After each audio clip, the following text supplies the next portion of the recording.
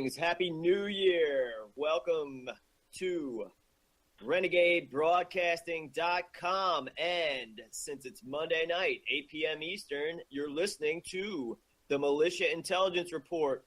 This is your host, a man called Chris Dorsey, coming at you from Richmond, Virginia. We've got a very, very important show to start the new year 2017 with.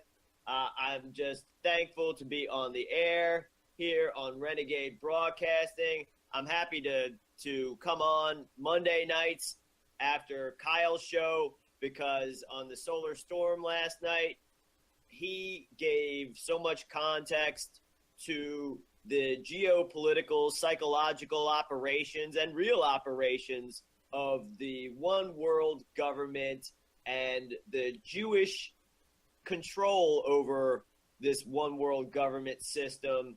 And we, of course, are not going to single out the top of the food chain, if you will, in this global war against world populations. We're going to single out the top of the food chain in this criminal operation.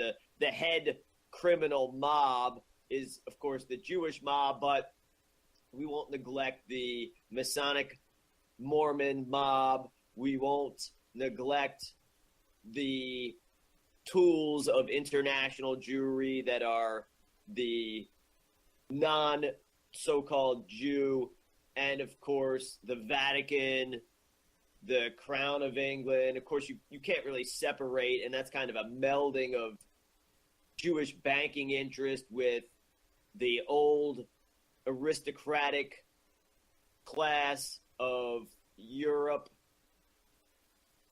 And we're going to tie them all together tonight. And the title for tonight's show is Defeating Jewish Mind Control. We ended last year with a completely staged, obviously orchestrated, closed set government Gladio operation in Turkey with this guy, Altanatis, a alleged Turkish police officer.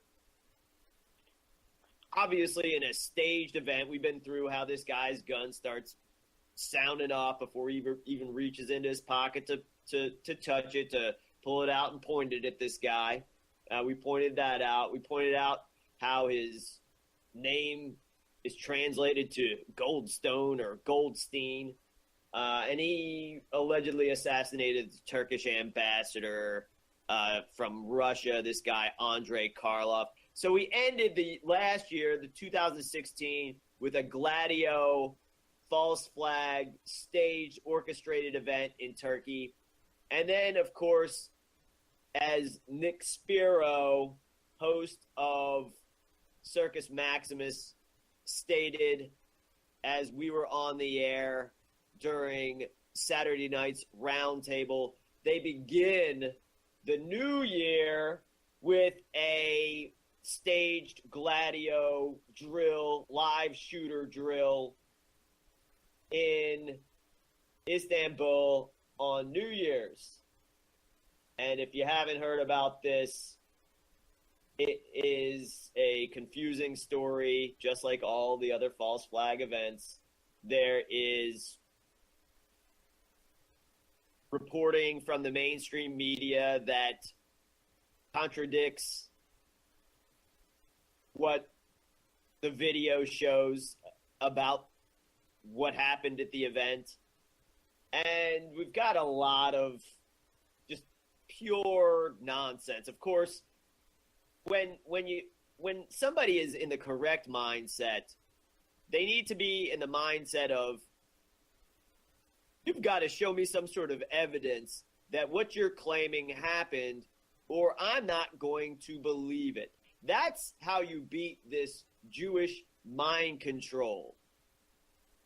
And you also have to have the ability, and I encourage everyone to arm themselves, to not be forced into believing what they're telling you. because it's good to be able to back up this truthful analysis of the world we live in now. It's good when you're telling the truth to be armed, because they will definitely attempt to kill you. I know that because it's happened to other people, and I know that because numerous government agents have attempted to kill me, and we've named their names on the air. So we're not even going to get into that again, but go through the archives, and that's just the tip of the iceberg. So when you look at these events, one cannot help, and we're going to talk about this ISIS event, ISIS War on Christmas, where an alleged shooter stormed into the celebrity nightclub in Istanbul, Turkey, and mowed down 39 individuals. And the proof we have of this, the proof that they're giving to us, is some obvious, not very good American military intelligence crisis actor telling everyone that he got shot in the leg. Now, I tried to locate the name of this American witness. If anybody out there in the chat room, I think David's on the call now. We'll be bringing David in just a few minutes. If anyone in the chat room can find the name of this American who allegedly was the actor who was shot in the leg, because I have a couple quotes from him, and they're pretty interesting because right from the beginning now, from the witness who is obviously acting, obviously did not get shot. We see the same thing in the Turkey shooting as we did at the Orlando shooting, where these alleged shooting victims are talking on their telephones, walking around shirtless with no visible wounds.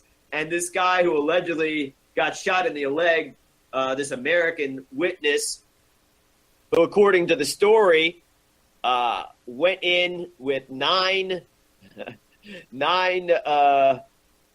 fellow nightclub goers that he went in with his group, and 7 of them did not survive, and they were part of the 39 that were killed. That's a lot of killing for one or a bunch of crazy people to do. And why I'm saying that is because this unnamed American, at least to me at this point, this unnamed American witness is quoted. I saw him because I was writing this down as I was watching him talk on CNN. It says that there were multiple shooters at first, and here's the quote. "These crazy people come in shooting everything." Okay, so he says, let me say it again. This is the American witness, which is the really only thing at this point in English verifying that any of this happened, or it's not verifying, it's their attempt to give some sort of documentation of some event that obviously did not happen the way they're telling it. He says, there were multiple shooters, and then he says multiple shooters. Then he stated, these crazy people came in shooting everything, quote. And then he goes on to say in the next sentence, I saw one person. So he says, these crazy people come in shooting everything. And then he in the next thing that comes out of his mouth is he says he saw one person. This guy's obviously not traumatized. He's dropping the F-bomb, and he doesn't seem to be in any sort of shock. He certainly doesn't seem to be injured. And then there's another witness. I didn't catch his last name, but his first name, I believe, was Tariq. And if you're watching the coverage of this, I'm getting this from CNN. He has a quote saying that the gunman fired for 20 minutes straight. And now they seem to be identifying and saying that this is only one gunman. So, David, I'm going to bring you in at this point because we're going to talk about – David, are you with us? I'm here. Okay. So, how much ammunition would it take for one gunman to fire off for 20 minutes straight? And of course, the most important things have not been verified. What kind of gun it was, or guns, because it could have been multiple guns.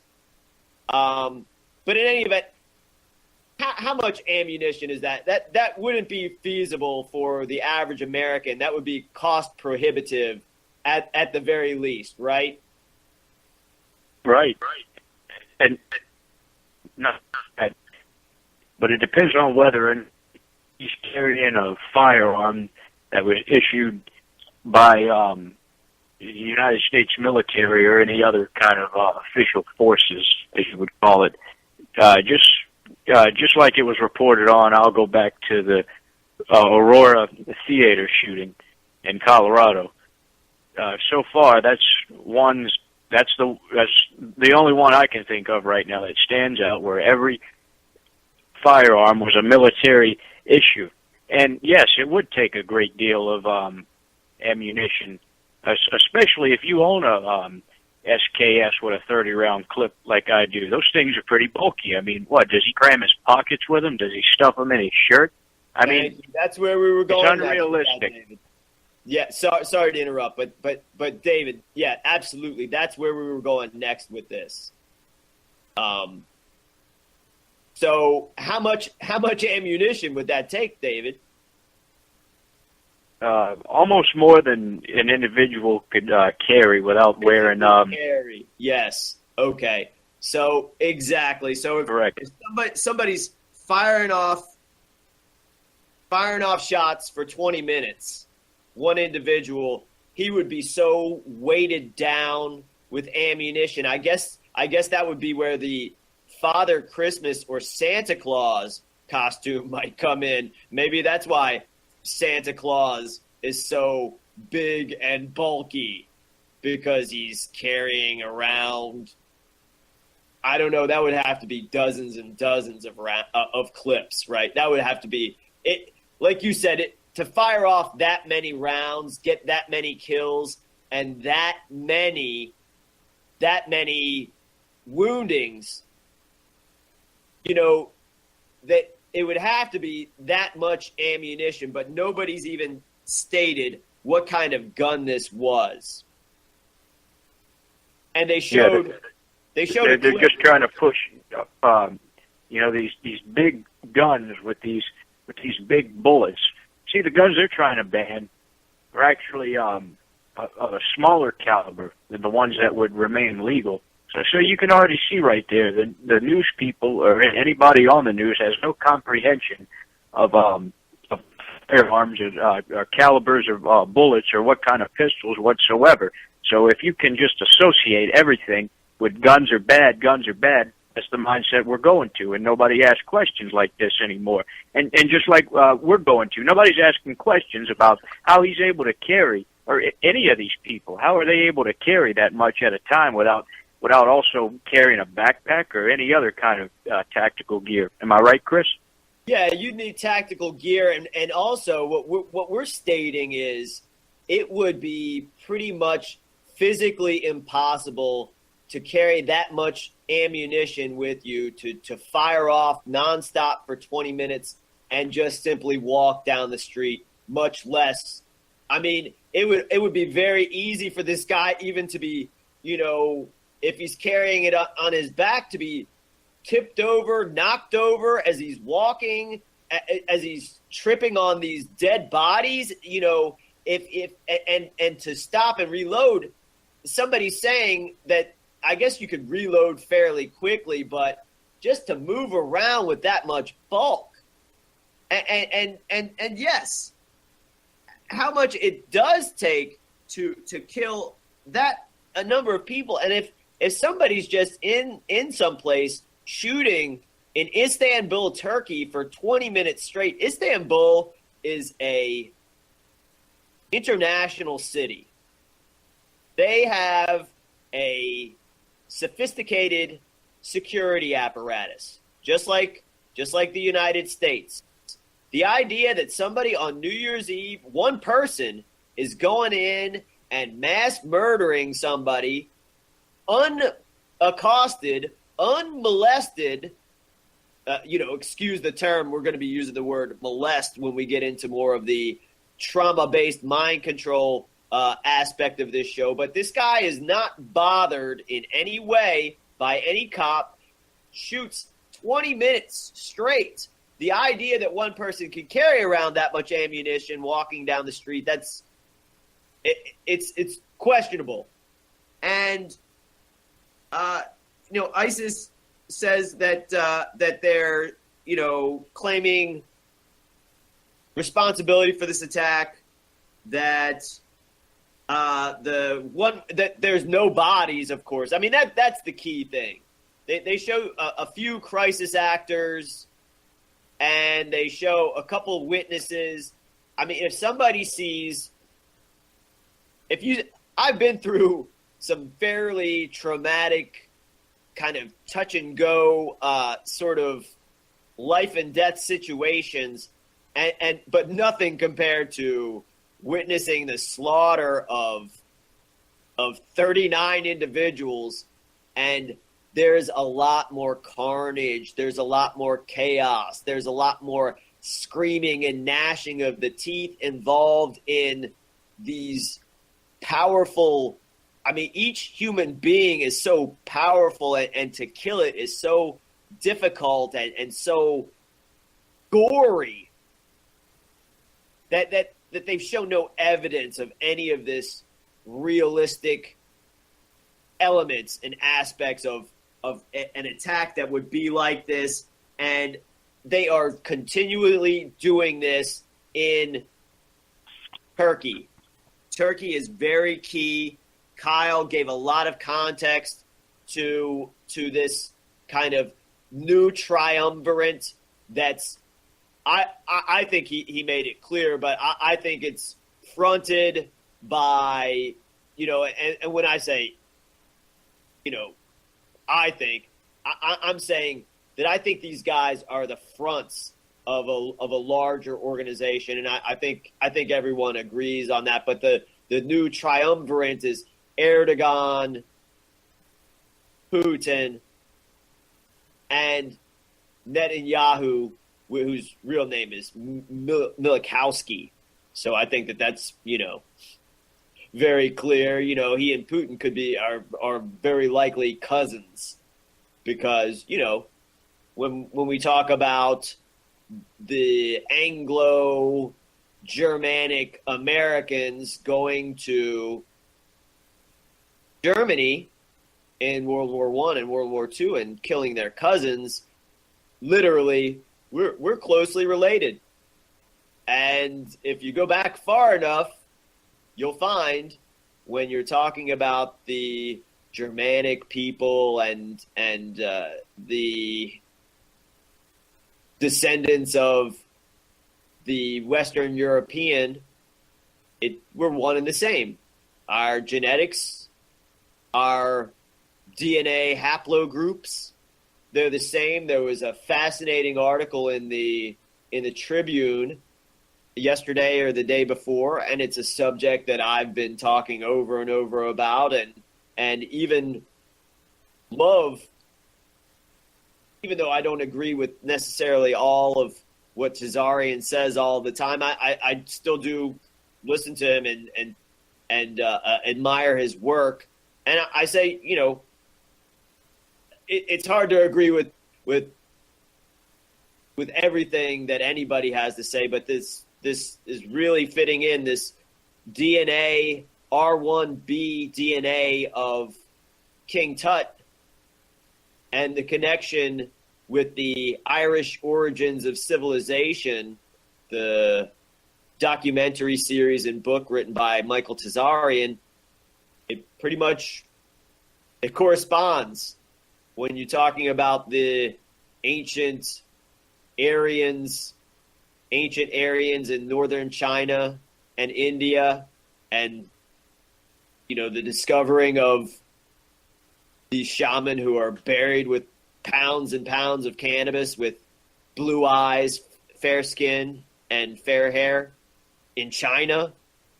It starts fitting in. The dots start getting reconnected that they disconnected about our history. And that's another form of mind control. And that the point of the basis of the article about King Tutankhamun or Pharaoh Tutankhamun was that he shared the R1b DNA, which is the DNA of 75% of the males in Western Europe and 95% of the males that are from or descend from the British Isles. So that includes, French, Germans, Normans, Basque, Picts, Celts, whatever you want to call them, because, whenever we find more discoveries, you go, okay, maybe the Celts are more accurately described as Gaels. Or maybe they're the same, Celts and Gaels are the same thing. But in any event, I don't want to get too bogged down on that because, hey, go to Renegade Tribune and read the article and start doing your own research. This is only the gathering up of my research and the dissemination of what I'm seeing along with who I'm listening to and what kind of dots that I'm connecting by bringing together the information that I think is important and connecting it to an overall mind control operation. And before we move on, David, every one of these shootings that happens, these false flag shootings, they have to sow confusion. And when I say they, the mind control operators, the media connected with the military intelligence operations that have to cooperate to carry these things out, that there's always a confusion how many shooters there are. And the story always changes. And sometimes it'll change days after, sometimes minutes after. And we saw with this one, the number of shooters changes in the same sentence. And we're going to get into connecting that with Donald Trump and other world leaders communicating and seeming to rule through edict by use of Twitter. So they've kind of compressed everything together. What do you think of that, about how this American witness changed the number of shooters in the same sentence? Well, just goes to show the level of dishonesty, and you wonder how can they get away with that. Well, they've just made it easier in their criminal court system by passing what they call laws, which we know are only statutes, and now they're just whipping them out in force because they can just go straight to the narrative that it was a active shooter. And what gets me is that I work with a combat veteran from the Vietnam War, and he is even fooled by this. I mean, I asked him. I said, I mean, you've been shot at before, and you've shot people. Does this fit any sort of narrative? How can one guy in a nightclub just shoot 50 people before anything happens? Well, he says, it can easily be done. So I mean, I'm just trying to throw in there that I mean, people have such the brainwashing has such an effect on these people that even a combat veteran is fooled by some of these outrageous stories we hear on the news. Well, I'd like to point out that they would probably be more easily fooled by these things because they go through nothing but psychological operations where they really don't even know what's going on. That's one of the in their training, especially in their combat training, which is always ongoing. Else it would be very difficult to get them to go in and massacre individuals and get that done. That would take a lot of training and everything to go right. And also the idea that in the middle of a nightclub district in any city in the world, there are so many police. I used to live in a section of Richmond, Virginia, which is a medium, much smaller than Istanbul, Turkey, and there were hundreds of police officers out on the street in this one section of town. They used to park their mobile units. Welcome back, everyone. This is a man called Chris Dorsey. You're listening to the Militia Intelligence Report on Renegade Broadcasting, and tonight we are focusing on this military mind control operation that is being unleashed on the public. This is their number one tool, and in the second hour, we're going to focus on the fundamentals and the symbols of these mind control operations. We're going to trace them back to their roots. I mean, these are thousands of years old. Even the mind control machines, musical instruments control emotions through use of high and low pitch frequencies. And now it has become through the Western scientific method, much more sophisticated than that.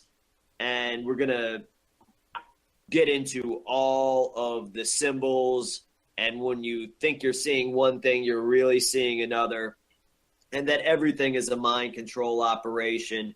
And basically a new paradigm that it's been around for maybe a decade, but it's really manifesting itself as the basis of all information, and this is part of the mind control operation to dumb down the American public to these erroneous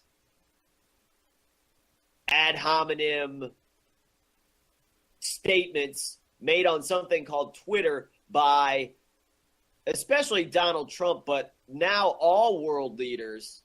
And I can tell you that I use Twitter, but I don't use Twitter to put out many statements because it doesn't seem to be enough characters to get out a cohesive, comprehensive statement.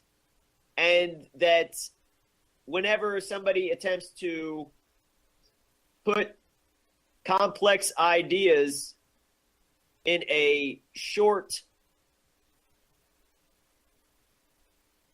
limited statement, it becomes very ambiguous, and folks can take things the absolute incorrect way.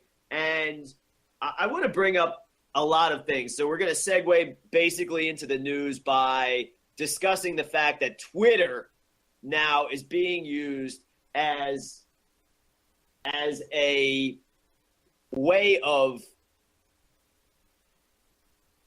forwarding the narrative to the global public. And I'm going to talk about some specific subjects of tweets. Now, there's so much news today, and over the past week, it just seems like we're being bombarded.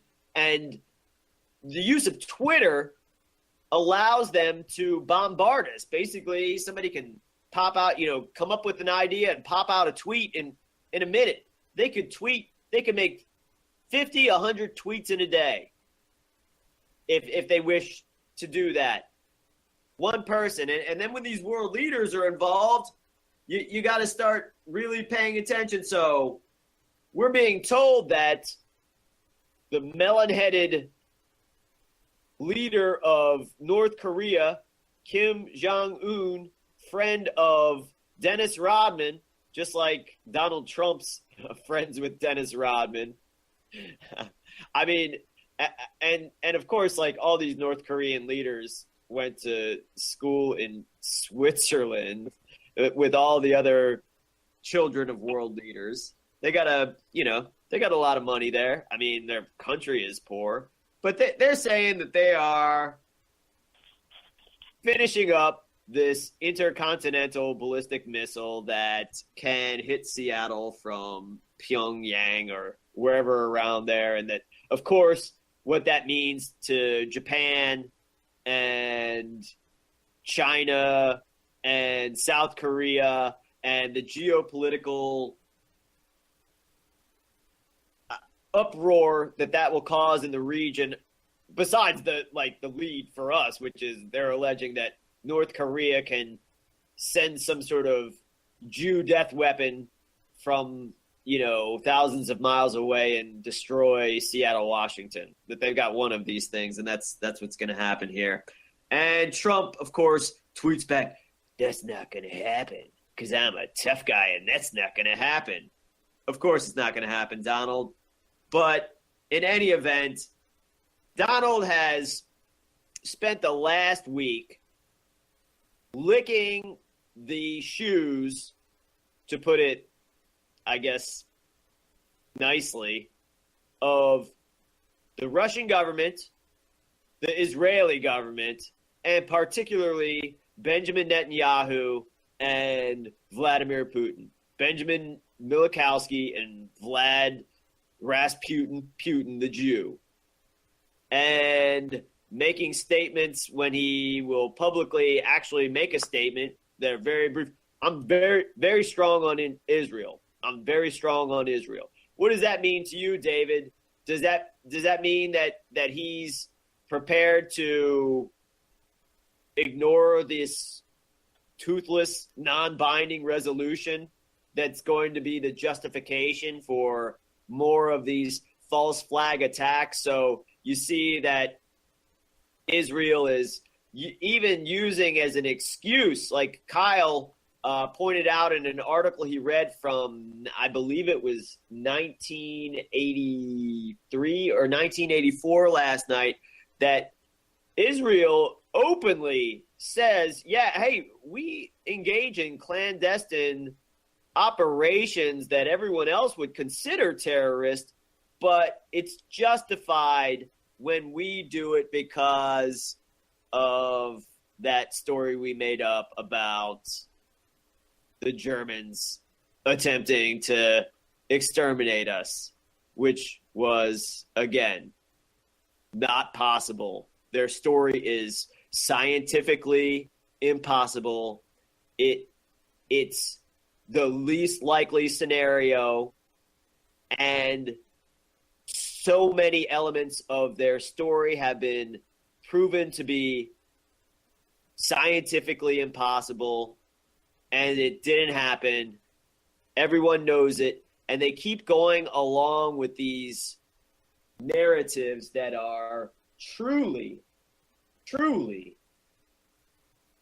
unbelievable because they're not physically possible, but yet they're a subject of discussion.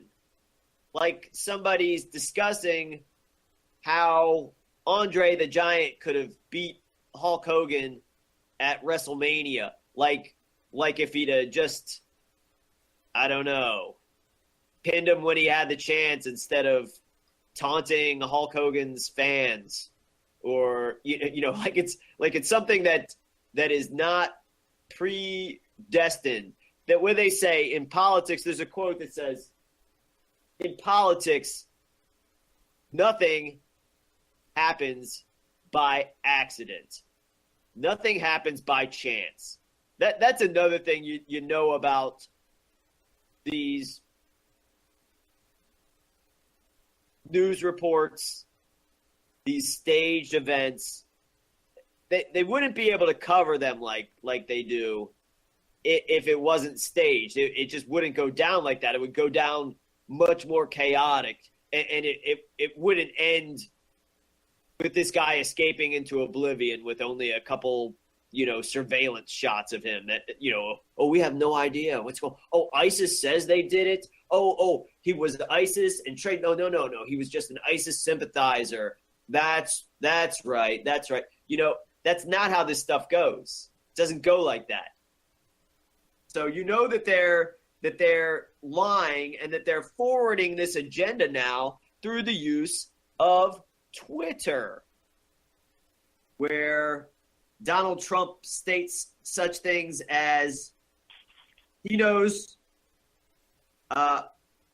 more about hacking than the public. So what does that mean? You know more about hacking than the general public. The general public doesn't really know anything about hacking. And so Donald Trump he's out there ruling by basically allegedly this character allegedly, and it could be anybody typing this. I mean, do you really think Donald Trump types all of his tweets? Do you really think that? Do you really think that he, at real Donald Trump is Donald Trump and that the world can be ruled and controlled by tweets, especially when he says this: no computer is safe. No computer is safe. I wonder why. Yeah. And don't send anything out by computer. Send it by courier. So, hey, David, how many of these news agencies, individuals, and, TV characters? I mean, think about North Korea and their alleged hack over some stupid movie. I mean, hey, if that guy Franco and what Seth Rogen are not proof that Hollywood is some sort of military operation to degrade the mentality of and intelligence of the American people. That movie that was about the assassination of Kim Jong-un that was made into a quote-unquote comedy that allegedly led to the hacking of Sony Studios. I mean, come on. Who believes this stuff, really? So Donald Trump, who does nothing but communicate almost exclusively through use of computer, also tells us no computer is safe. And if you want to send a message out, write it out and send it by courier. So Donald Trump is saying that carrier pigeons are safer than using Twitter. So why is Donald Trump sending out all his thoughts, his edicts, his rhetoric through Twitter then? And of course, tweets in the past week have resulted in a quasi-nuclear standoff between Israel and Pakistan through tweets. There's lots. Oh, Donald Trump. I mean, David, they say that there have been 780 something murders. Anyway, it's over 700 and it's an all-time high. We had a lot of murders here in Richmond this year, and it was 60. I mean, it might have been one or two more or one less. Could be like 62, 63, could be 59, but I think it's 60 murders here in Richmond. Of course, Richmond's much, much smaller than Chicago. Chicago is the third largest city in the United States. But they have had so many murders. And, of course, Chicago's mayor is Rahm Emanuel. And Rahm Emanuel has met multiple times with Donald Trump since Donald Trump became president-elect. And so has Rahm Emanuel's brother. But Rahm Emanuel, military intelligence officer for the IDF. He's a Mossad agent. He served in the first Gulf War in the Israeli Defense Forces and then became a leader in the United States Congress and then the handler of Barack Obama, then his chief of staff. And also, he is a lifetime member of Man's Country, which is the all-male homosexual bathhouse in Chicago that Rahm Emanuel, and Barry Soetoro are lifetime members of. And Barack Obama is a lifetime member of Man's Country, of course. And they have lots of, I don't know, lemon parties there. And, you know, Donald Trump, he knows about all that stuff. He's down with that. He evidently prefers young girls, though. I'm sure he's raped many underage boys and raped men before, but he seems to prefer girls, prepubescent girls, is what Donald Trump, through his own words and his own actions and videos and pictures, that's what that shows. But in any event, Rahm Emanuel and Donald Trump are tweeting back and forth saying, Rahm, if you can't handle it, the federal government's going to have to come in and we're going to have to federalize this police force. It's already been done, but they're going to kind of really put in this police state activity. Donald Trump is going to initiate the police state here, and it's going to be an overall war. And Rahm Emanuel responds to this by saying, yeah, Donald, send in the feds. Federalize this police. We can't handle it here. Not like that hasn't already happened. And, of course, we know about Donald Trump and George Soros' business in Chicago, where Donald Trump was going bankrupt while he was building the Chicago hotel and Trump Tower. And one of his businesses was going through bankruptcy. He didn't have enough capital. He needed $300 million. And who bailed out Donald Trump? George Soros. Who bailed out Donald Trump in Chicago? George Soros, the Jew, of course.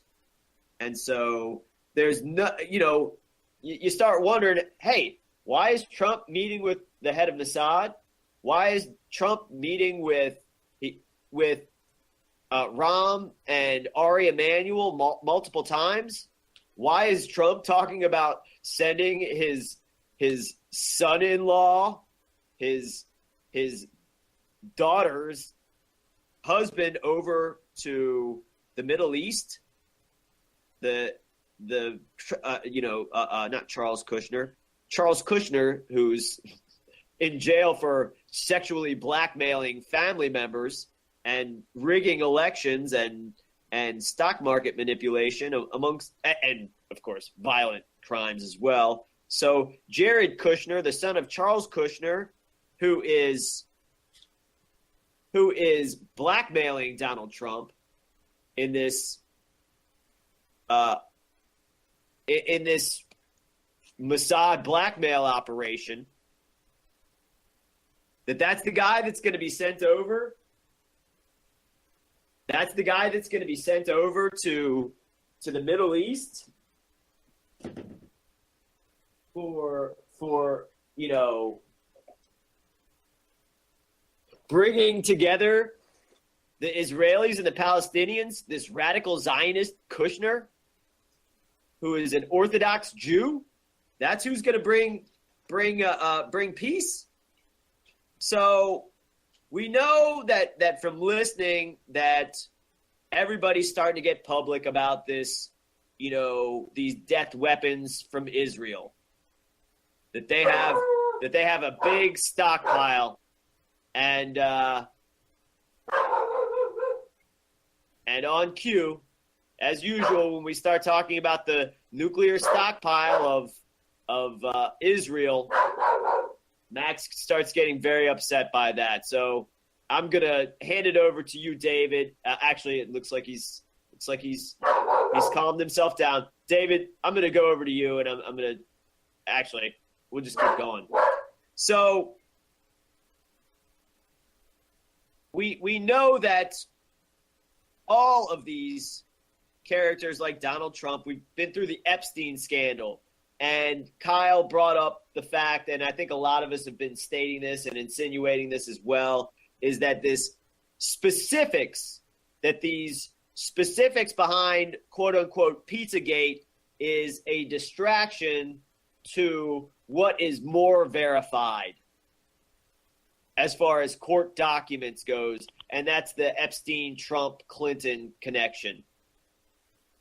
And that this is kind of muddying the waters. This Pizzagate operation was put out to muddy the waters. Not that there's nothing there with Pizzagate. There certainly is something very dark there. But this Pizzagate, and we went through the fact that there are other Pizzagates too. Pizzagate is not exclusive to this child sex ring operation, but it's there to obfuscate it because that's part of a Jewish operation. Just like the Epstein operation is part of an operation. And those who they can most compromise, that's the ones that they're going to put in a position that has the most control. So say you're compromised and penned in by being a child rapist like Donald Trump, obviously you can be easily manipulated by anyone who has the proof of that. Who's definitely going to have the proof of that? Jared Kushner. There you go. So that's how they mind control Trump. And it's very complex process. But David, I want to get back to you. What do you think about these tweets from the world leaders and how they give no context, but it seems like that from second to second, much less minute to minute and day to day, the wind can change direction. The political will of the Jewish rulers can just turn on a dime through use of Twitter. And that the fact that the one who seems to be making everyone's head spin with their erratic tweets is also telling us, if you want to convey a message, don't ever use a computer, that no computer is safe. David, what do you think about that? That's a pretty big mind control operation, isn't it? Yeah. It's pretty pathetic. Chris, I'm getting an echo. I hear myself in the background. You're coming through all right with on this end, David. Okay. I don't hear it anymore. All right. Well, as I was saying, I really see Chicago, like you were talking about earlier, as this big testing ground for what's to come when they federalize the police forces. And of course, we know it's no secret that they're creating conditions to have that very outcome. And we also couldn't have come together at such a better time, especially with this call to arms, as I like to call it, from March 24th through 26th. The 26th, hold on a sec, Dave. March 26th to March 28th. Okay, thank you, Chris. Yeah, absolutely. But Israel seems to be becoming very mainstream right now. The topic is just being talked about more than ever, and people they're really starting to understand the real reason why these Jews occupy the land that they've occupied ever since World War II, and how you got groups like the left that try to hijack the meaning of it and telling you that Israel really stands for nationalism, but at the same time they're oppressing Palestinians. So, like I said, it's also one big mindfuck operation, because sometimes I really don't know whether or not they're going to throw Israel under the bus with all the controlled opposition that have negative comments and negative things to talk about it. And then you got Trump, who's saying that Obama has not been a good friend to Israel. He's treated Iran with tender loving care. So he's playing it off as, Obama is the reason why ISIS was able to get out of control, and Israel is under attack right now. I must step in and restore relations with Israel so ISIS may not attack it, in case anybody has wondered why ISIS won't be attacking Israel. Well, let's just say it's because of Trump. Right. No, yeah, forget about the fact that ISIS actually stands for the Israeli Secret Intelligence Service, and it's a Mossad, CIA, MI6 operation. Yeah, go ahead, David. Remember, I was going to mention that I'm sure most of you, including Kyle, probably seen footage from C-SPAN in the year 1990 when they were talking about the Mossad and how to address it, because Mossad stands for Institute in Hebrew, and they just needed a few acronyms to be able to put a label on it, like FBI, CIA. So they started, they created ISIS, Israeli Secret Intelligence Service. And this is what C-SPAN is admitting in 1990, that they are addressing the Mossad as ISIS.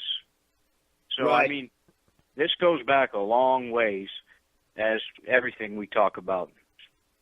David, a great point, and we're going to take it back to ancient times with mind control and bring it up to modern times in the next hour. And of course, they took that. They took the lead, or either British intelligence may have taken the lead from, ancient Israeli operations or ancient, Jewish operations, because, of course, we know that SIS is a acronym used by British intelligence, SIS. So they went ISIS.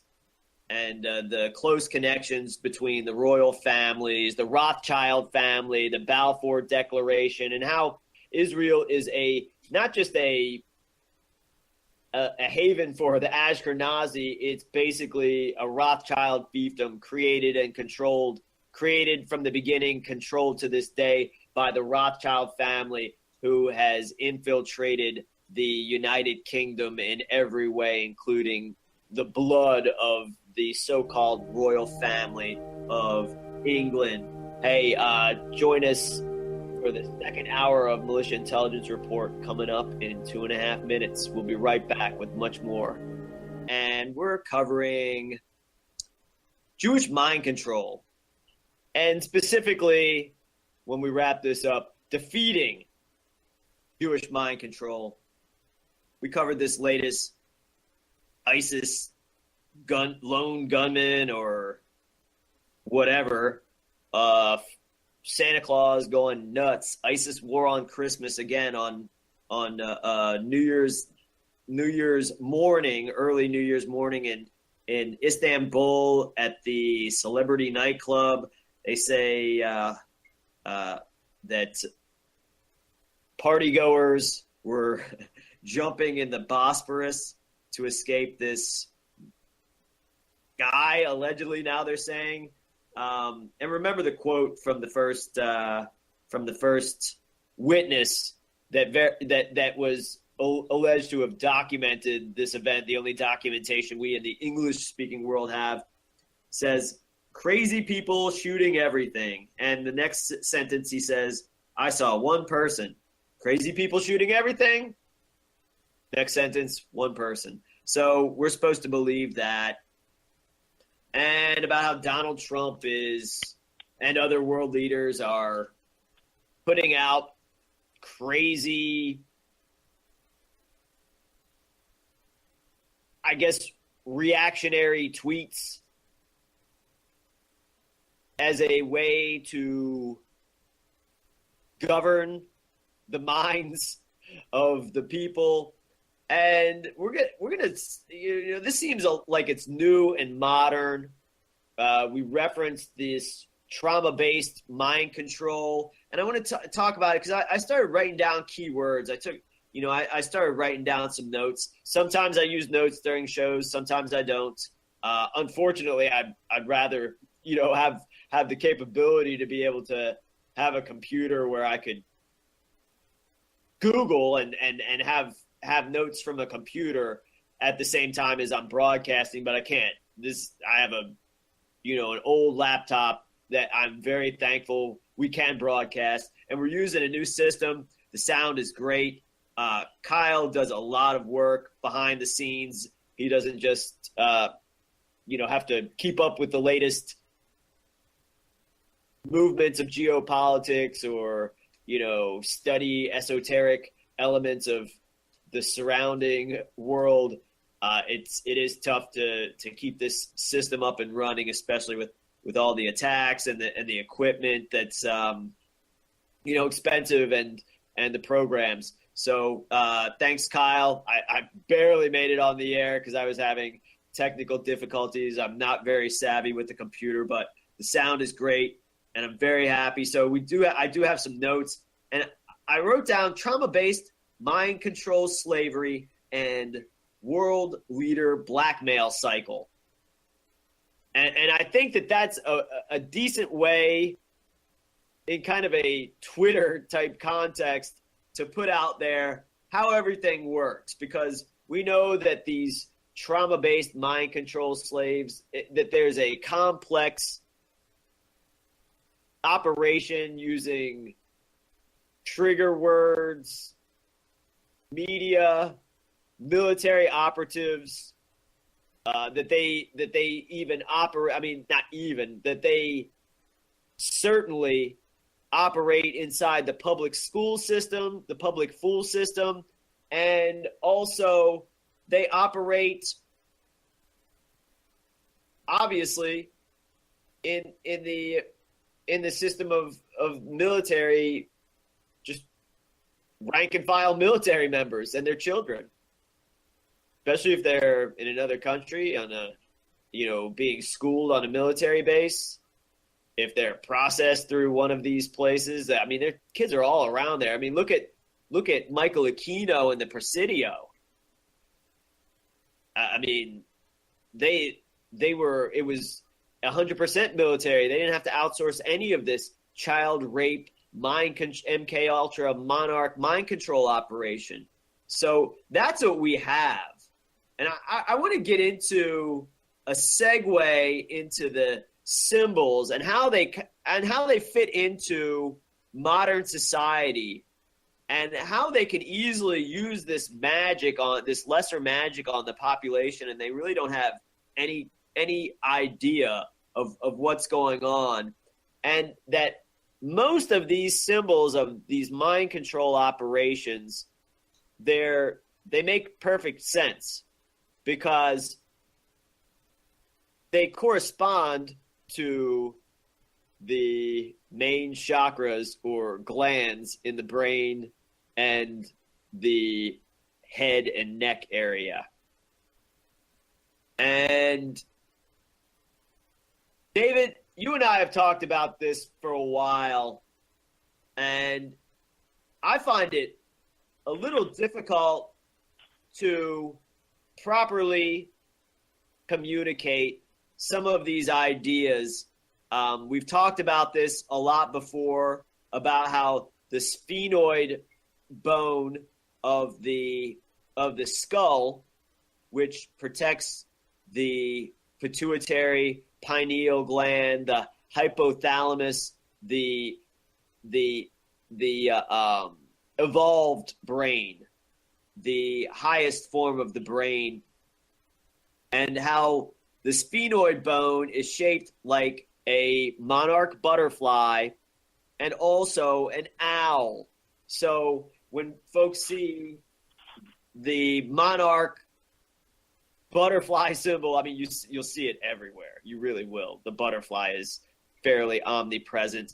The church I go to every day to take my dog to the dog park, it's a Presbyterian church on Forest Hill Avenue in Richmond, Virginia. If you've ever been through Richmond and have been around on the south side of Richmond, that's pretty much one of the main drags there on the south side.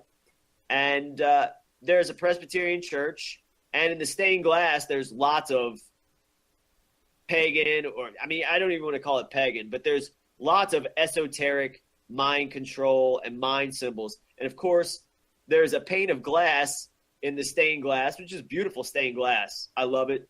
There's the image of Jesus Christ. It's a beautiful image. I think that that's an archetypal, powerful image. And when folks start arguing about, oh, they want to make Jesus look like he's a white German with blonde hair and blue eyes, that's how he appears. That's the way he's always appeared to the European. It's an archetypal symbol. So they have a beautiful image of that. And of course, they also have a monarch butterfly and a pentagram and numerous, countless fleur-de-lis in this stained glass.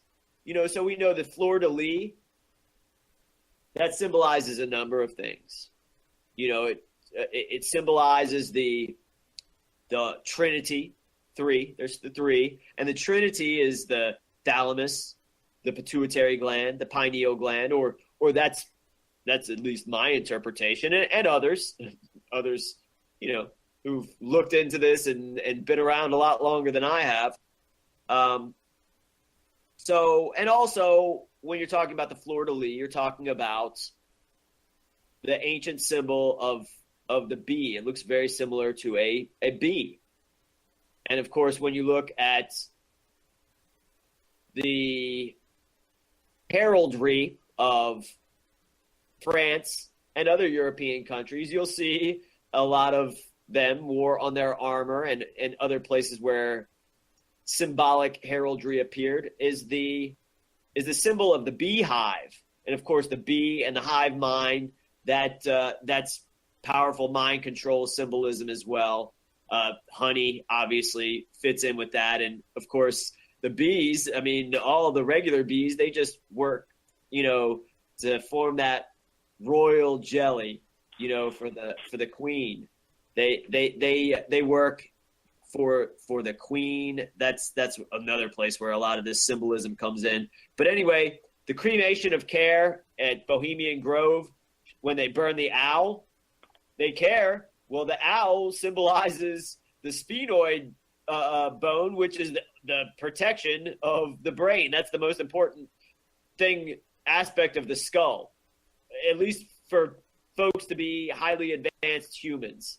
And when you cremate the care, it means you don't care anymore. You're just cremating it.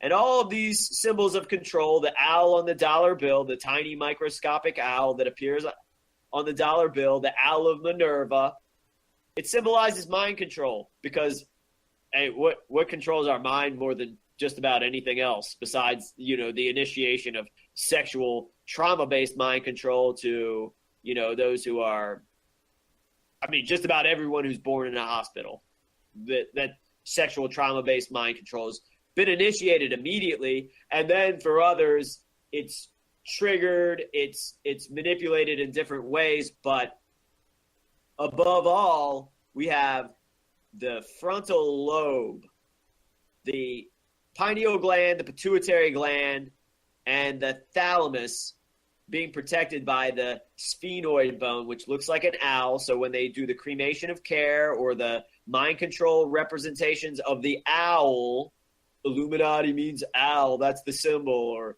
you know, all this other, that's what it means. It means controlling your mind. That's what they're interested in, and that's what that owl represents. Or the MK Ultra monarch mind control.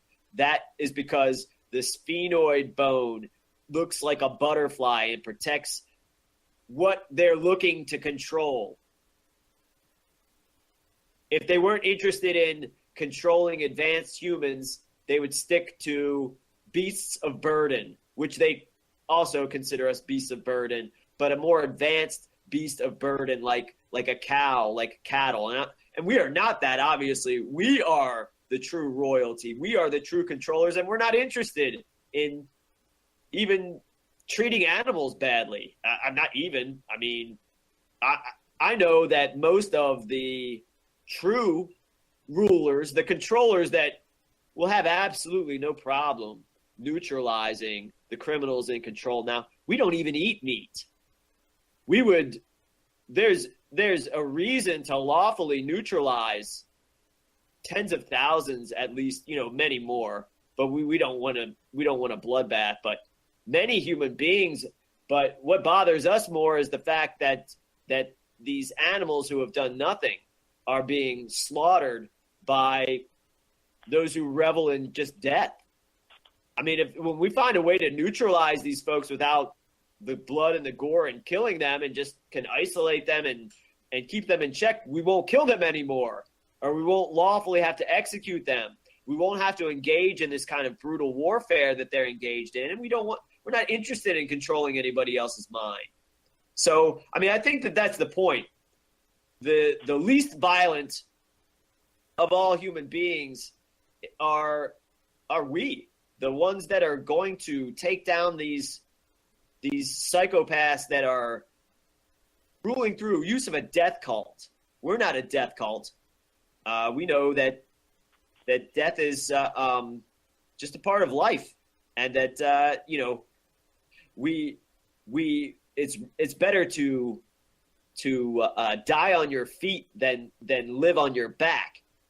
And we're not going to take this stuff anymore from these idiots, but we certainly are disgusted by senseless violence towards animals. We wouldn't treat animals the way they treat people.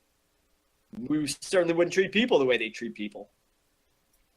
So we've established that sphenoid bone, which is symbolic of the holy trinity of the pineal gland, pituitary gland, and the thalamus. That's where the mind control symbolism begins, but it doesn't end there. David, I'm glad to talk to you about this, because you and I have discussed the Beatles as kind of maybe the first or the most well-known of this Tavistock mind control operation of how to steer the public, control the minds of the public through use of popular music. And it looks like Batman. Anyway, Batman's muted. Batman, thanks for joining us. And as soon as you got something to add, definitely we'd be very happy for you to add in. And when you're talking about the thalamus, that's the so-called philosopher's stone, or it's the seed stone.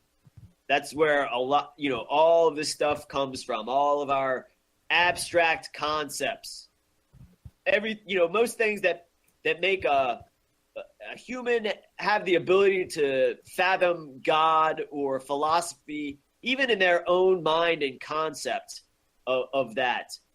And the two halves of the scarab beetle worshipped in ancient Egypt were an ancient representation of the thalamus, because the two halves of the thalamus look exactly like the scarab beetle. And it comes together at the top of the thalamus, just as the scarab beetle does, and it forms the Tau, the cross, or the T, the Tau, the sacred Tau. And there's no coincidence as to why they named this band the Beatles, because it really was just representing control of the thalamus. the philosopher's stone, if you will. And, of course, it evokes the ancient Egyptian symbol of the scarab beetle because they worshipped the brain, because one can only worship something through the result of the use of the pituitary gland, the pineal gland, and the thalamus. That's where our concepts of God and science come from. And when folks talk about God, they are, in many incidences, talking about science. Whatever someone sees as the most powerful, magical, and mystical force in their time, that's what they're going to call God. And all of our concepts of God and control come from the front of our brain that's protected by the sphenoid bone, which looks like a butterfly, a monarch butterfly, and an owl. So then we can start getting into also the symbolism that you'll see about the pine cone and the pineal gland and the pineapple. Here around Virginia, it's a form of decoration, the pineapple. It means a lot of things here in Virginia and around the South in the colonial mid-Atlantic times. That was a very powerful and well utilized symbol. So that also represents the pineal gland, the American colonial use of the pineapple. So when you talk about also this pineal gland, it's shaped like a pine cone as well. It's conical in shape. And they call that the third eye, but also they call the combination of the pituitary and pineal gland, which are very close together, the third eye, and along with the thalamus that, again, as we stated before, makes up the Holy Trinity. And that's where all the ideas of God and science and abstract thought and philosophy of the human being comes from. So that's very important. So I was watching one of the television series. There have been multiple television series made about the Borgias, and there is a scene in which there is a giant golden, which still exists in Vatican City, a giant golden graven image, if you will. And not that I'm, going to hold the Bible to not contradicting itself, because that's what it says in the word Bible, paradox, parable, contradictions, nothing but. So in the Borgias, there's a scene where a individual is kissing this giant pine cone, which is a representation of God, if you will, if you've been paying attention to what we've been talking about. And we already went through how money is the ultimate mind control for the masses, and that we have an owl on ours, and how control of the money is control of everything. That is mind control in a nutshell. Think about what you do for a job.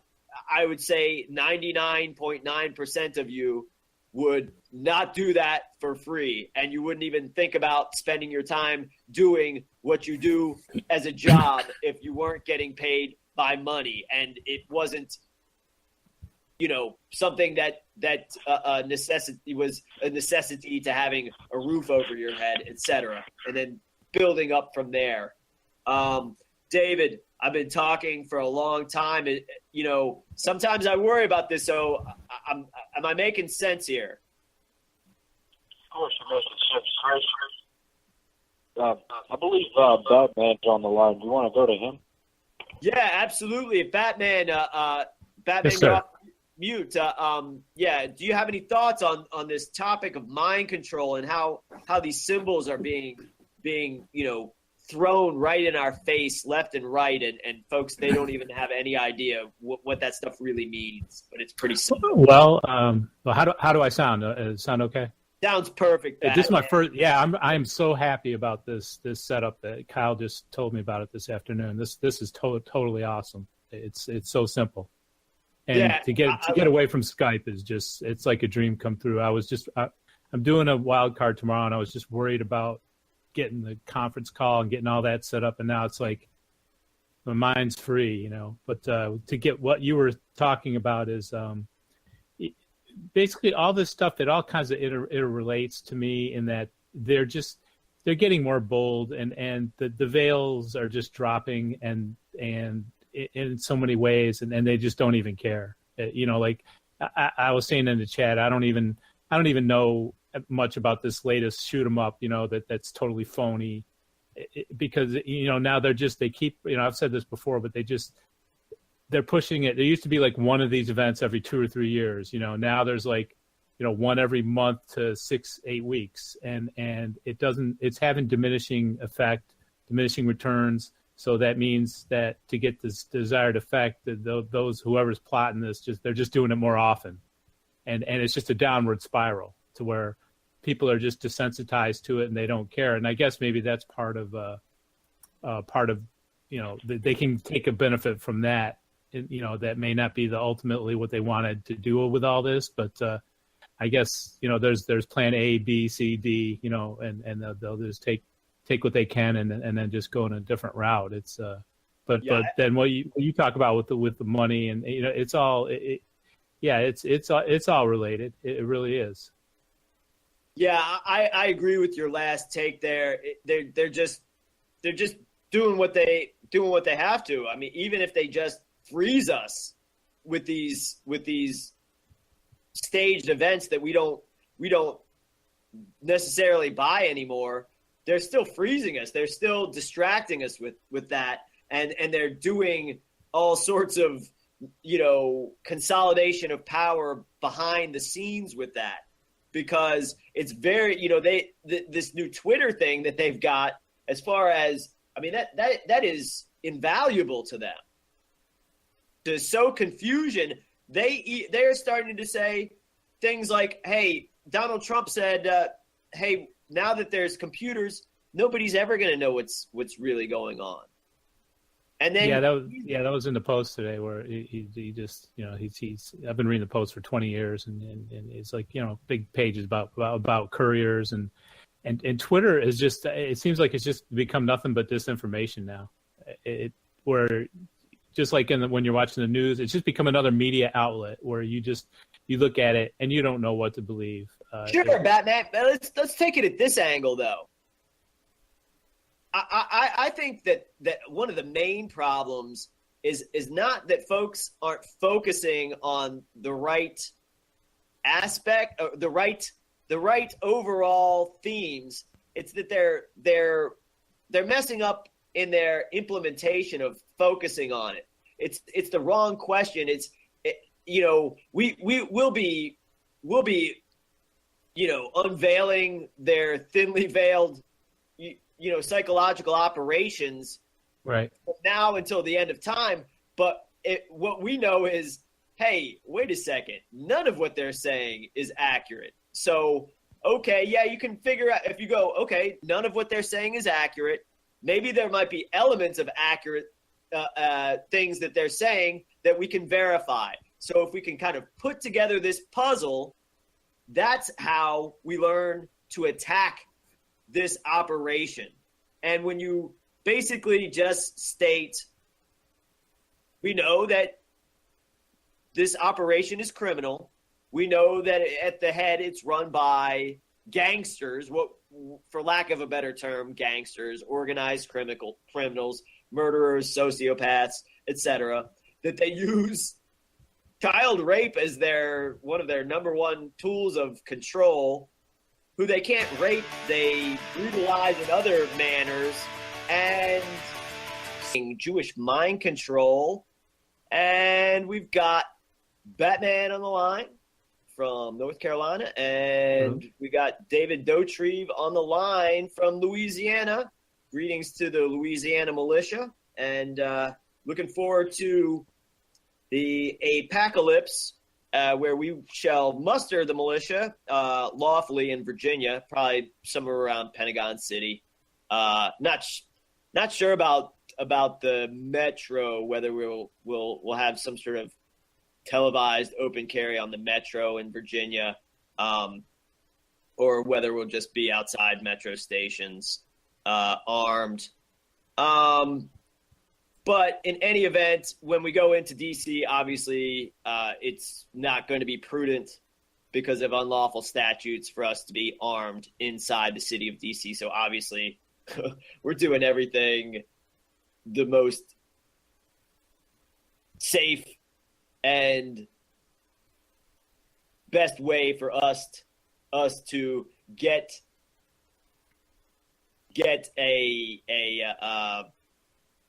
positive outcome to our event, which is the apocalypse. And basically what we want to publicly expose, embarrass these folks who are participating in the APAC conference. And we've been talking about mind control, and I didn't want to talk too much about the show on Wednesday with this guy Jim Fallon, but I thought it was something that I felt so passionately about, this biological psychology and how organized Jewry has utilized drugs to deconstruct and negatively impact the brain function of children, adults, and I speak through this, from firsthand experience. I did want to give a little bit of information about what, I want to give context because, obviously this Pizzagate is very important. And I grew up and still live within, an hour and a half of Washington, D.C. I grew up about an hour northwest of Washington, D.C. And so a lot of folks, going to Washington, D.C. back, as long as I can remember, I've been going to Washington, D.C. up to, I guess last year I was probably in D.C., driving through D.C., and sometimes I'll go up a dozen times a year. Sometimes I'll go up 15 times a year to Washington, D.C., 20 times a year. Sometimes, used to go up for Redskins games, every home game. Speaking of mind control, but I did want to touch on this stuff because when they start talking about, force feeding children fecal matter as part of this Pizzagate operation, I can remember another individual like myself who seemed to have gotten a worse touch of this abuse, describing to me as we would walk home from school when she would spend the weekend in Washington, D.C. at a restaurant that served literally fecal matter, poop. Her describing in detail, I believe I was probably about between 5 and 6 years old. So this stuff, you don't forget that. You don't forget that when you're a child. You don't forget certain aspects.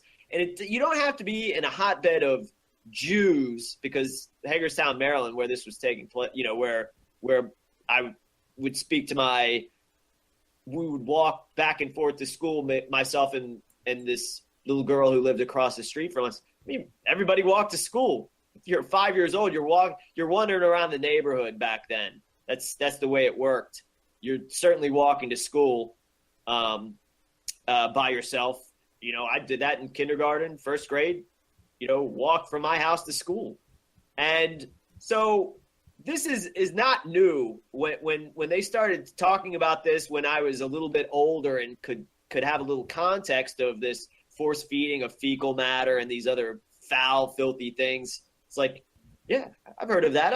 I know the participants in this. they speak about it. And that there were certain, the schools even there, but we'll get into the drugging and my firsthand experience with Israeli agents drugging me several years later in a different town in Richmond, Virginia, and also neighbors being involved in that. It was my neighbor, Geller, who worked for Chesterfield County Schools, still diagnoses children with biological problems with their brains in order for them to be drugged. And now they get neural feedback. So they have electric pulses shot into their brain to manipulate their biological functioning of their brain. But in any event, in Hagerstown, Maryland, I mean, and different places, the same old places and institutions were involved in these rape rings, child sex rape rings, satanic cults, working with, of course, organized Jewry, and that's the YMCA and their youth wrestling program.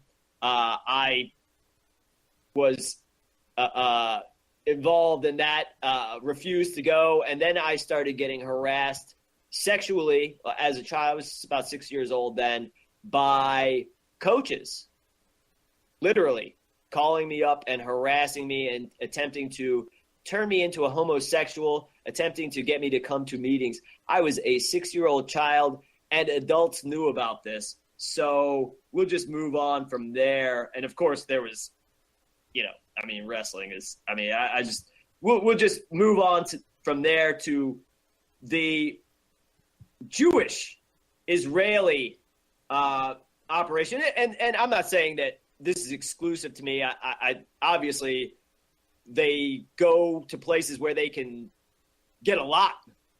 They can go where they can do the most damage. And public school, it's called public for a reason. Everybody's got to go. So this guy named Geller, who lived 2 doors down from me, started to do testing on me, very extensive testing, where for days I wouldn't be with my fellow students and that they would just test me. And this guy, like I said, this guy lived 2 doors down from me in Richmond, Virginia. Actually, it was Chesterfield County, Virginia, Unicorn Lane. And it's about 30 yards from Greenfield Elementary School, where all of this drugging took place. So this guy Geller and this woman named with the last name Todd, which is another common of these Illuminati names, Todd, she was a learning disabled teacher, and they had my mother convinced, Geller and Todd had my mother convinced that I was retarded and that I needed to be given Ritalin, which would help me with my whatever they were saying was wrong with me, that I was obviously, everyone knows I'm not retarded. They go, oh, yeah. He can have a regular conversation, but when it comes to some aspects of his brain function, he's retarded. So we got to give him drugs. So they gave Ritalin. And how they did that was they sent me to a psychologist and psychiatrist attached to the school named Glenn Weiner. And we're going to tie this to APAC, and we're going to make a real neat bow with this. Glenn Weiner. So we have Geller and Weiner. They work together. Todd, that lady Todd, she doesn't work, but very tangentially with this operation. And so basically this guy I would visit this guy weekly, and he would give me a prescription for Ritalin. And so I was being drugged. And of course, now I know the effects of Ritalin, and that the most common effects of those using Ritalin over an extended period of time, like I was forced to do as a child, that the effects are various different forms of psychosis, a stunting of the growth, which is very, that's just part of the problem exhibiting itself, so those are problems with the thalamus and the pituitary gland, with the stunting of growth. and it's various other things. It's a bad drug. I would never touch it. I've seen folks, rich, wealthy folks, people I used to party with in high school, drinking beer and smoking pot, become strung out crackheads because they got strung out on Ritalin. So in any event, that's what these guys, basically did. There's much more to the story, and these guys are still around. Weiner and Geller are still around, and they're still working with children. And Weiner is now, and this is Glenn Weiner, is now in Richmond, Virginia. Glenn Weiner, look him up, is now using neurofeedback, and his excuse is that they don't know the long-term effects of Ritalin and other drugs, so they want to use neurofeedback.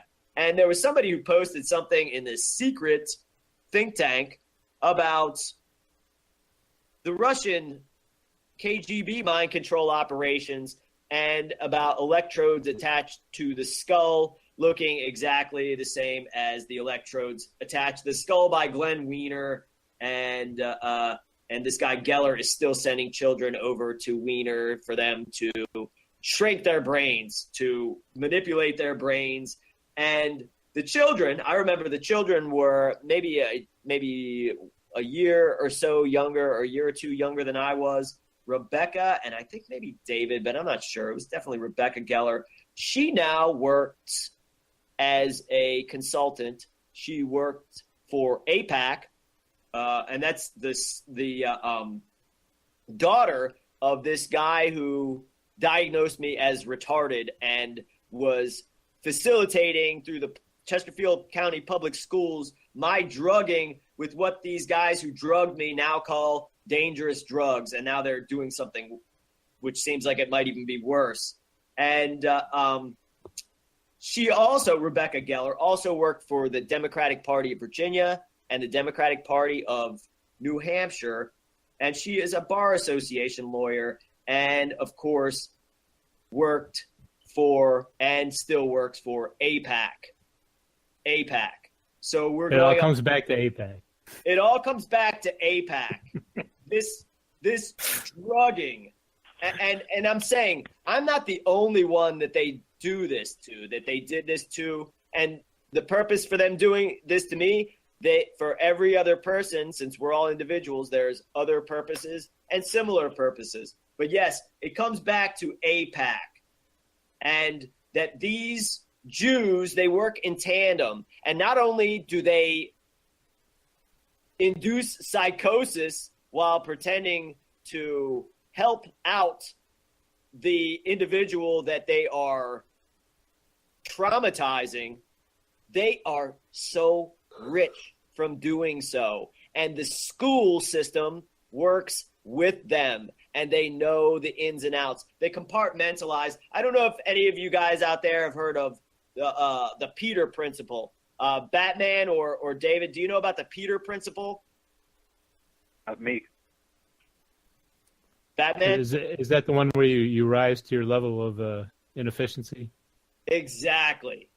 Oh, look at me. Exactly.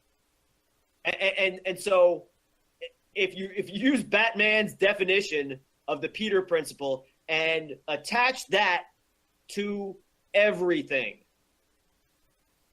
that is not haphazard, and I'll tell you, if anything is going to succeed, it's never going to be completely haphazard.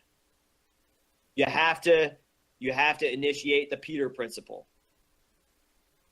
I mean, watch any kind of like spy movie, and you'll see the elements. Even these Hollywood movies, they'll tell you the elements, and they might attach it to something that's a red herring.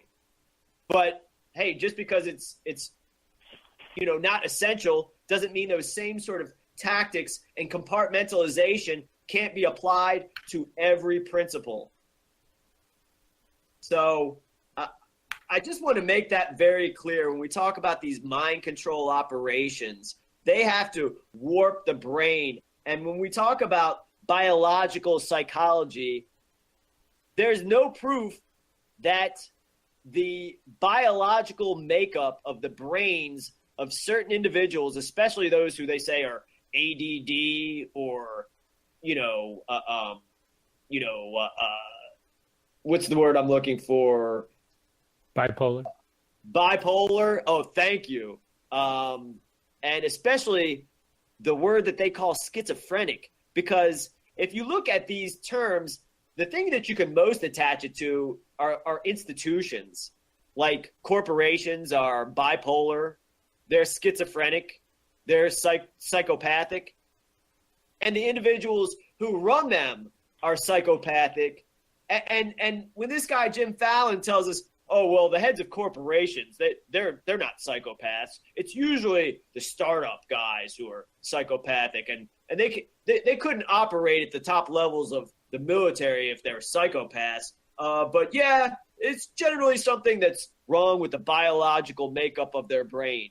Except for Batman and David, I know the answer, but is there any proof that there is a biological component to that people are born with that make them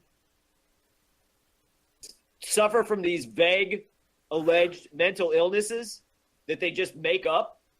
No. Thank you. No, they created, they engineered and put it on us, and then charge us for it.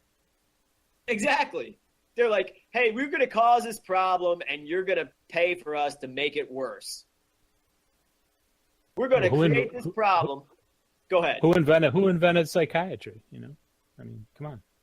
Yeah, that's exactly right. And the other day I saw, and we covered this on the air, this psychiatrist working for the CIA. I think his name was Mitchell, and he's going on television bragging about how he tortured somebody, and it was a good thing. And he's talking about how he tortured Khalid Sheikh Mohammed, the fake patsy of the Jewish-controlled 9/11 false flag attacks. And he says, well, yeah, I tortured him and it worked. So now we have these psychiatrists who are advocating torture. But this just fits in with the overall unveiling of their real agenda. And of course, they're never going to say that they're bad. They're the good guys. We have to warp people's brains because there's something biologically wrong with them. So we have to make it right by giving them unbelievably strong amphetamines to children. I mean, come on.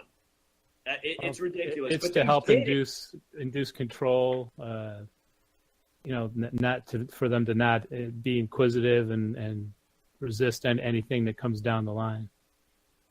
That's a great point. Independent thought, critical thinking, to suppress all those instincts as much as possible, and they start as early as possible. That's why kids get 40-something vaccines now instead of like 10. Absolutely. What the hell's in these things? Nobody knows, and nobody will tell you. Absolutely. So if you want to make somebody's brain biologically messed up, well, first you're just going to at their moment of birth, you're going to induce trauma. That's what all these so-called doctors do. Then they're going to sexually mutilate the most sensitive part of a male's body. That's just going to induce some more trauma. That's going to affect the brain chemistry of everyone. So, and who's doing that? What kind of a ceremony is that? That's Judaization of the Western culture. That's the Judaization of the Western culture, because you think, oh, yeah, everybody's circumcised because, everybody in the West is circumcised. It's just like a European thing, right? Nope. It's a Jewish thing. Induce trauma. They like to do it to their own people, too. They'll do it to their own. Up to the point where they don't want to do it so much where they're not going to be effective at invoking control over the masses and participating in these dirty, manipulative tricks. But yeah, it all comes back to that, and it all comes back to AIPAC. And it seems to me that I'm going to do this very soon, obviously. I've already made some videos in case these guys try to cover up their connections. I've already connected all these guys. They're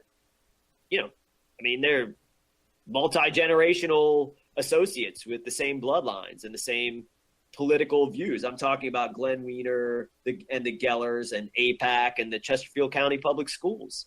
And this is in Richmond, Virginia. Don't think this is a hotbed for Jews and stuff, but you'd be surprised. And I got a question for you. Sure. This is something I want more towards you, and I'd like to ask Nick too. And I was hoping one time to get the both of you on together.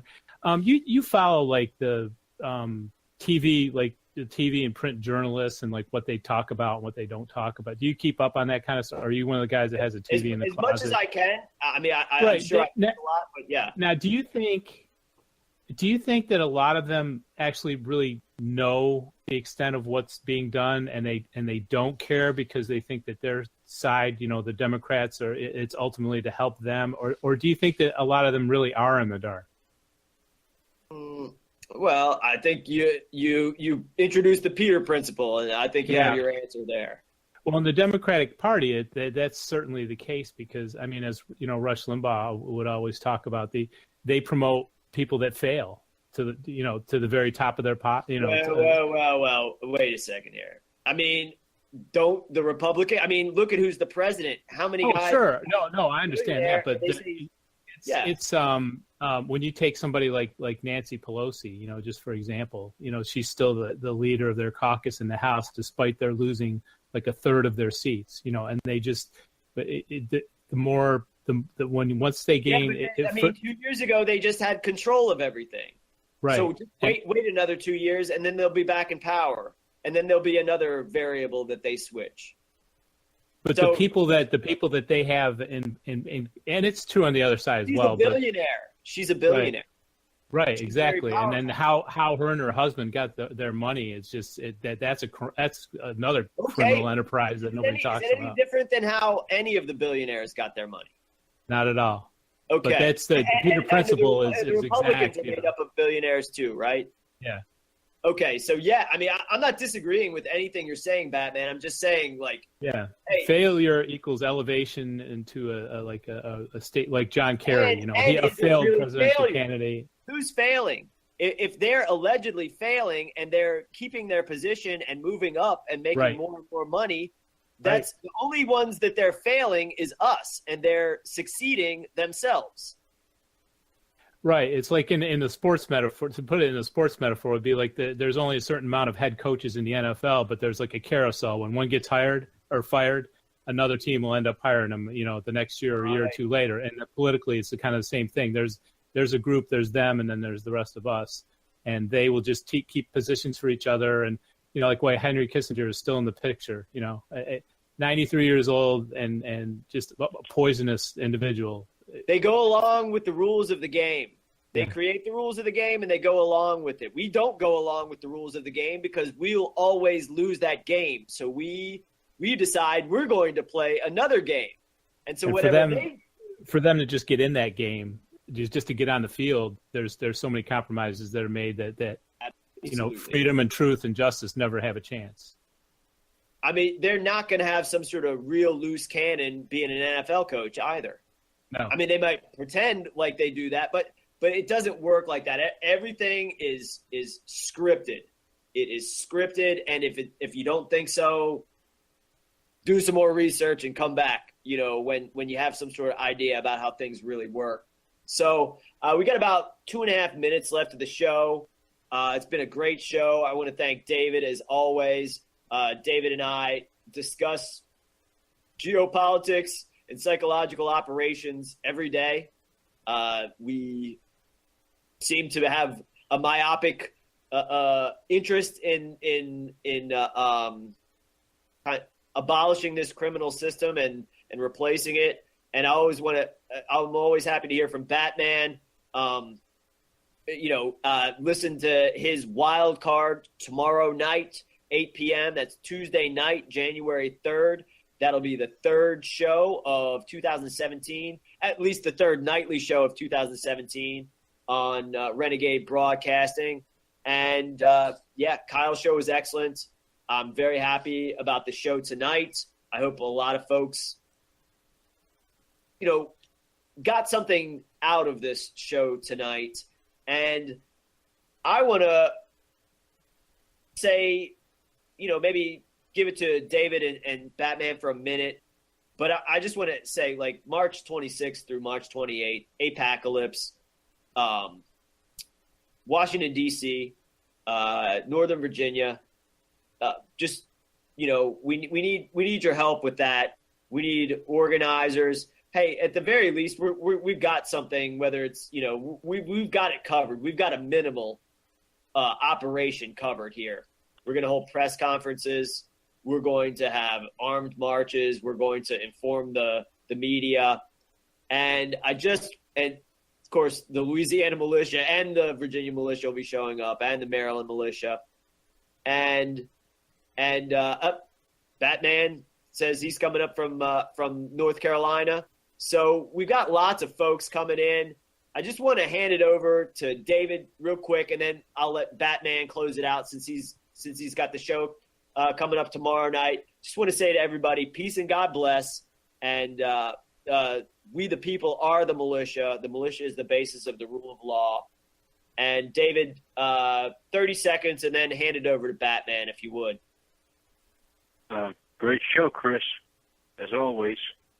And I'll just give it over to Batman from here because you pretty much said it all. All right. Thanks, as always, David. Batman, you probably got about 30 seconds, I would say. Okay. Yeah. We've got a wild card for tomorrow, Tuesday. Please tune in. We'll be joined by Chat Denzi and Lily Val, who's going to be on the air with us. We're going to talk